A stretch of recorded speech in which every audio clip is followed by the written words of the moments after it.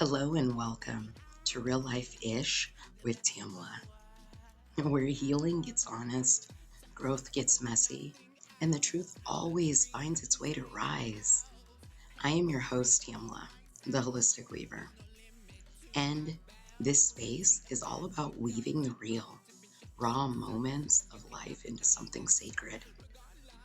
Because even in chaos, there's always clarity waiting to be found. Today's episode is deeply personal for me. We're talking about vision, not just what we see with our eyes, but how we see with our hearts. My mother, Anne, lives with retinal pigmentosis, a condition that's slowly taken her physical sight, but never her vision.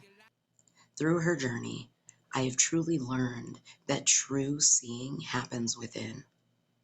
She's a part of a beautiful community called BISM, Blind Industries and Services of Maryland, an organization that empowers people who are blind or visually impaired to live boldly, independently, and purposefully. Today, I am honored to be joined by 5 incredible souls from BISM. We have Mike, Cindy, Melissa, my Ma Ann, and Wendy, each with a story that helps us see through a different lens. So get comfortable, open your heart, and let's get into some real life-ish with Seeing Beyond Sight. Thanks, guys, again for doing this interview with me. You guys know that I am obsessed with y'all and freaking love you guys all so much.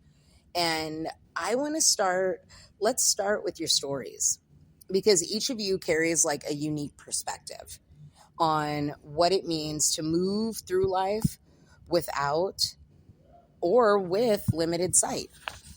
So let's get started.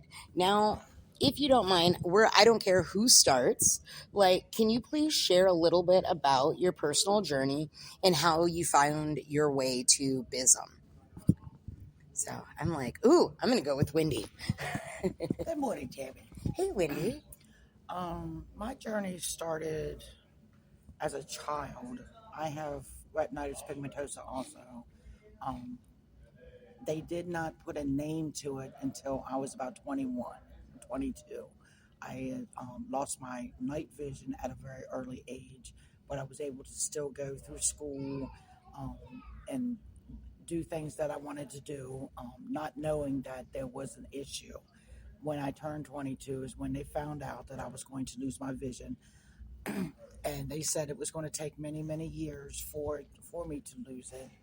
Um, so I've had time to process it, um, um, look up what was going to happen next. The doctors have been keeping me well informed, uh, what to expect of losing my vision.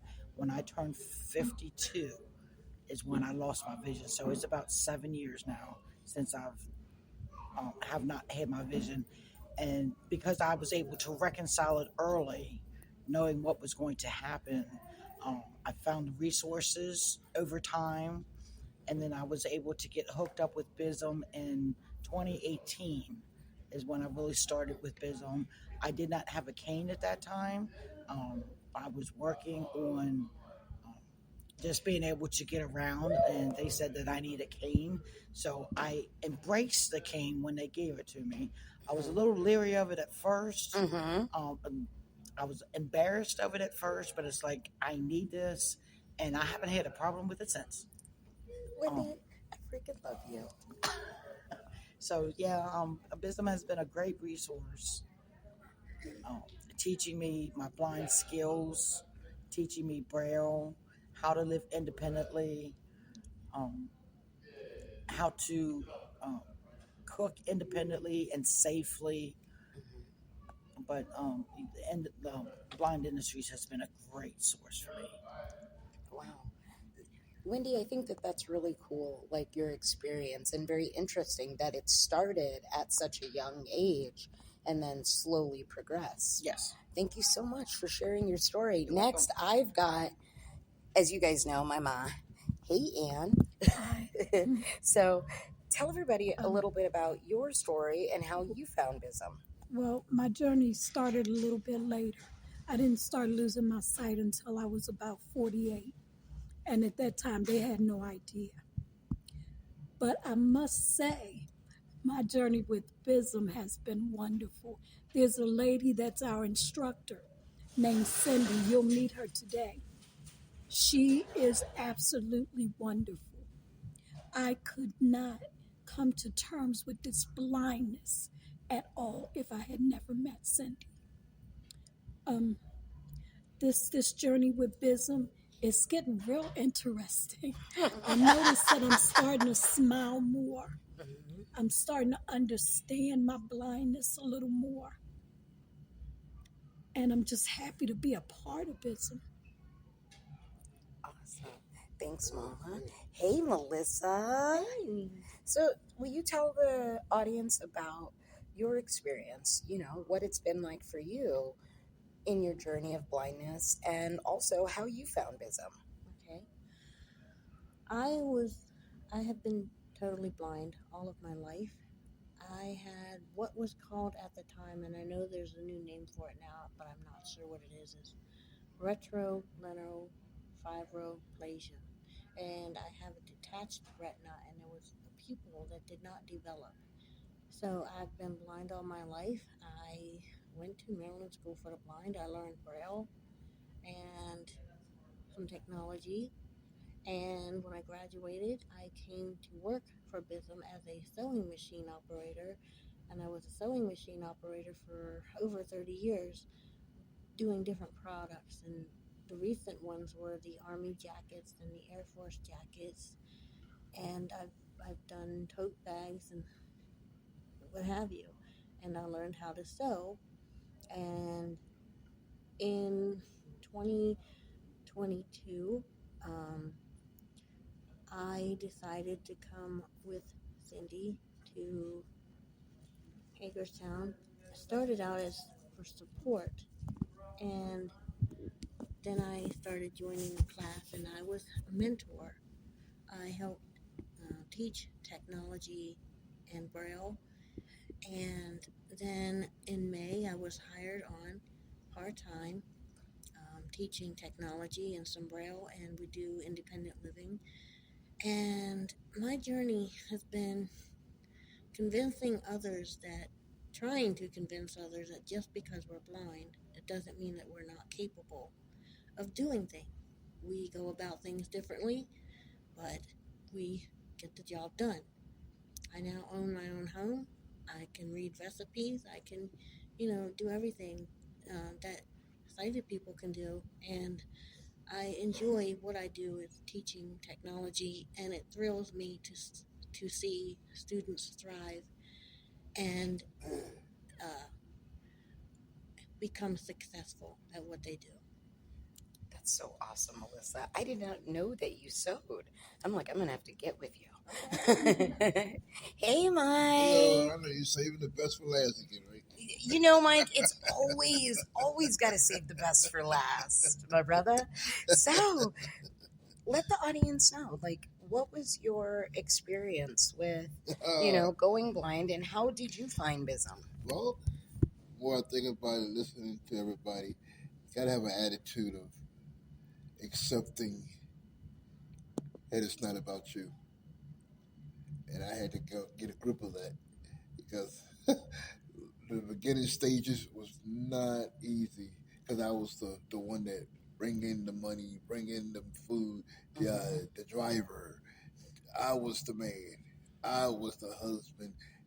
That was the attitude, and not realizing, well, you still can do it now, because that manhood, that ego, had to change.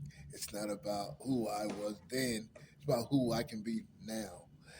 Makes the difference because a lot of things in life it changes, right? But it's up to me to get a grip of that, and I couldn't grab of that because I did not want to accept that this is how it's going to be. Mm-hmm. And that's the attitude. Once your attitude change, you can really get going in life. But until my attitude changed, it was not going to go. It was tough. The instructors tell me is that it's up to you. When I went to BISM, Baltimore, my wife. Cause first of all, before I went to Baltimore, my wife said, you're not going to stay here because you're dying." She saw me dying spiritually and physically. And Mm-hmm. once you get a grip of that you're dying, if you don't have nobody to pull you out of that, you're gone. And I Mm-hmm. thank God for my wife right there.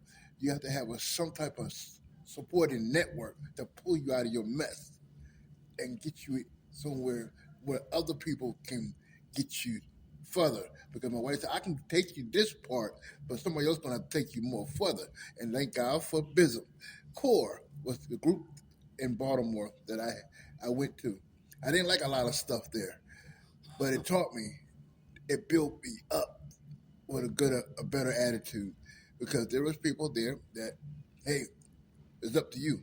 That toughness. And I had a toughness, but the attitude had to change. I'm sorry. The attitude every day now is much better because the ego had to drop, get out of here. And I had to talk to me all the time. No, it's not about you. I have to get up every time I get up in the morning. I don't feel like coming up, getting dressed, and coming out here. But I have to tell me, Michael, it's not about you. You have to go. My wife always tells me that it's not about you. You get out of my house. It's not about you. Get out, get out. They need you, and I need you to go. That's the beginning, and to make it short, yeah.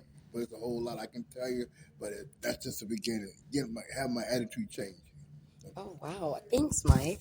And now you guys are going to get to hear from their amazing instructor. And Cindy, I would like to know from you what got you to be with BISM? Okay, so professionally, I was a office manager. Then my mother got sick with ovarian cancer. She needed constant care, and one of my middle son was going through some mental issues also. So somebody had to be home all the time, Mm-hmm. and it was pretty much me. I was the one going to be home. My dad worked, so and we all lived in one family together, which Mm-hmm. sounds a little odd, but it worked out because I was a single mom trying to take care of everything. So it helped them being there to watch the children while I went to work, and so I had 3 kids. So, and after 7 years of watching her, unfortunately, eventually passing, it was really hard. And then I sat and thought, and I'm like, I don't know what I want to do. I don't know if I want to go back and be an office manager. I just don't, like, my heart's not in it anymore. And I was giving my uncle a ride for free to different doctor's appointments. We saw an ad in the paper, me and my boyfriend, and he's like, well, you give people rides for free all day, so why don't you go get paid for it? So I applied, and it really inspired me. I worked a really weird schedule. I volunteered probably 15 hours a week, plus I worked 20 hours. So I was Mm-hmm. really doing full time, but only getting paid half because I was volunteering. Mm-hmm. Then I fell in love with the program, and just really, they told me if I started to learn the skills that I could be an instructor. Mm-hmm. So, and eventually take over the program, which actually did happen eventually. It took a while, but yeah, because it is a lot. So the first week, one of the first 2 weeks I was at the Blind Industries, they took me to a hotel with a bunch of seniors. I was the driver, so I was driving people, but they gave me a pair of sleep shades and a weight cane and said, There okay, you go. walk around the hotel, find things, do explore, do this. And I'm like, oh my gosh, I am scared. And I was. I mean, I was excited, but scared because I was like, Mm-hmm. what if I fall? What if there's nobody here? I don't know where I'm going. I've never been to this hotel because it's in Baltimore City, the hotel was. So Mm-hmm. I didn't know where I was at. But it taught me a lot. It taught me to kind of feel what they're going through, but not exactly, because I can Mm-hmm. always take the sleep shades off, to be honest. Mm-hmm. But it also gave me that fear, that excitement. And over the years, I've spent like different times down in our core, like a week here and a week there, Mm-hmm. you know, learning all the skills. But my real enjoyment, honestly, is watching them succeed. Like Mm-hmm. Wendy, when she came, she was very meek and very quiet, and she was led by the hand. But Mm-hmm. now she has blossomed into, she learned Braille within 2 years Mm-hmm. and won an award for that. Mm-hmm. She took over, she came out of her shell. She has just so blossomed into an independent, confident blind woman. That's so And awesome. she teaches other people. She mentored for years, but now she's actually teaching, a Mm-hmm. paid instructor, just like Melissa. Melissa, I met her through the plant that we had. Mm-hmm. And when that closed, unfortunately, then we tried to find her different jobs. I worked with her. And then she started coming and she was mentoring. And then now she has blossomed into a hired paid instructor. And then Mike's confidence is just, I boast about him and his mobility all the time. Oh, I know. Mike is amazing with mobility. I see that man everywhere. Yes, with his cane, his dog, whatever. Mm-hmm. But to see people grow and accomplish, and your mom just kind of like, I praise her every day. Every time I talk to my supervisor, I say, Anne has really did a 360 turnaround compared to when she first came. She Mm-hmm. wasn't embracing the blindness. We had a little conversation, not so, I wasn't so nice about it, but I told her, and now she has totally, I wouldn't say totally embraced, but she's embraced enough to learn.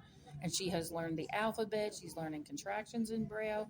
She's she's doing street crossings with her cane. She's here at the mall. And a couple months ago, she was not doing so well the first time we came to the mall. But now Yes. she's here, she's smiling, she's laughing, she's excited to go do things. So that makes me excited. Mm-hmm. I get the great feeling of watching them grow. So that's what's great for me. Oh, I love that. And just like you, Tammy, watching you grow and like, don't let her do it. Just you gotta leave go with the chain. But you've grown too. Oh Um, goodness! You know that I have and I have a hard time with that. yeah. So what BISM tries to do, we try to make blindness a minor inconvenience instead of like a earth-shattering, drastic change to your life, where you just have to do it different. It's the same thing, just different in different ways, and we find different ways, and to make you independent. And everybody's independence is their own independence. Sometimes you have to ask for help, sometimes you don't. But knowing that you get to choose that, Mm-hmm. that's what makes the difference. Oh, I love that. Thank you so much. You guys, thank you for telling your stories. Mike, you said something that really opened my mind and made me think, talking about the changing your mind and letting the ego, kind of letting that ego drop. And that's the kind of work that I get to do. Like, I love working with people and changing their mind and changing their life. What is one thing that each of you would say, by changing your mind, it has helped you flourish? Not giving up. Let me see. Not giving up. Just keep pushing forward. You said one word. Oh, by the way, they have major senses of humor, and of course, we're not going to get all of that, but we do get a little bit. And so, Mom, what's one thing changing your mind that's helping you flourish? Well, when I wake up in the morning, instead of sitting there and stewing, I put one foot in front of the other. Yes, all about that moving forward. What about you, Melissa? There's hope, and waking up in the morning and knowing that I have something to come to, some place to go, is, it keeps me going. It keeps me going. I love that. What about you, Mike? Endurance. It takes a lot of endurance. Through the good times and bad times. Endure. He that endures to the end. It means whether I get there, it's not how fast you get there, or how slow you get there, as long as you keep on moving. Yes, I love that. Now, this one's going to be a fun one. What is something that you guys wish people knew that you can do, even though you do have sight challenges? Mike, since I'm right here, you go first. All right. Well, please repeat that again. What is something that you wish people knew that you could do even though you're blind? Because there's a lot of people, I get a lot of questions like, does your mom cook? Yeah, my mom cooks. My mom loves to cook. And people they're like, oh, well, because she's blind, I didn't think that she could. I'm like, one thing you wouldn't wish this right now, but this is one thing I feel like it's taken from me, that man. But I always love the feel with a key, turn that ignition in the car and drive. I can't do that no more. That's gone. That is true. So then what is one thing that you can do, though, that people don't know you can do? I can always. You can make mashed potatoes. I can always do that. Yes, that's right. I can do that. I can walk many miles that I thought I couldn't do before. Walk across in 4 lanes, 5 lanes, intersections. It's one of my challenges, but I find myself I can do those things. People say, "Oh, you can't do that." Yes, I can. It takes time to cross. You know what I mean when I say you're a driver. The fork divider aisle. Some people say drive. Learn to listen with 4 or 5 lanes. Mm-hmm. It's dangerous, but it takes time to sit there and listen to things. Patience. Stand, and listen before you cross. You ain't got to cross because if you do, you're gonna be what Robert said, street pizza. So you sit there, you stand there on the corner and just wait and listen, and that takes time. And that's one thing we all can do, but it takes time. Wow. What about you, Melissa? What is one thing that you can do that people think you can't do because you're blind? Oh, there are a lot of things, but I would say I am capable of making decisions. I am capable of working on a computer. I can type, I can text, I can read, and I can cook. I love that. What about you, Wendy and Mom? What about you guys? What's one thing, Wendy, we'll go with you first. What's one thing that you can do that people assume you can't do because you're blind? I like to do crafts, so I'm with the feel of the different textures and the different things that I can feel. Um, I can do. You give me the instructions, I can do crafts, and I'm also um, an avid reader. So with learning Braille, I'm still able to read the many books that I love to read. Awesome. What about you, Mom? Last one. Same question for you. Not only am I able to cook, but I have knife skills. Watch out, Tammy. Watch out, Tammy. And here's the great part about this, folks, is some of you in the audience may not know, I have a degree in culinary arts. So when I lived with my parents when I was going to college. And now, let's hear a word from our sponsor, Guide to Change. Hey, it's me, Tamela from RLP Holistic Wellness, and I want to share something that's been truly transformative for myself, and I feel it'll be truly transformative for you too. It's called a Guide to Change. Now, a Guide to Change is more than just a membership. It's a place and space where you can find powerful courses, meditations, practices that support your growth and healing journey. Now, one of the courses I actually took, which is Overcoming Imposter Syndrome. If you know me, I've talked about imposter syndrome and the imposter syndrome struggle being real. With saying that, I left this course with tools to shift my mindset, as well as reconnect me with my worth and helped me step into my power fully and authentically. The community of Guide to Change is heart-centered and supportive, and it lets you know you don't have to do this alone. We're not meant to. I encourage you to explore the comments below, and click on that link for a guide to change. Have a beautiful night, and let's return back to our scheduled podcast. Happy healing. And when I would come home from school, my mom was sighted at the time. So I'd be like, Mom, look at what I did. Let me show you how to do it. So you guys should see how nauseous some people's faces go when they see my mom with a chef knife. Like, I'm not worried. And people. Phew, what a beautiful, humbling conversation. Today reminded me that vision is a vibration. It's love, courage, and faith wrapped in a human experience. It's the ability to see the beauty, even when the light looks different.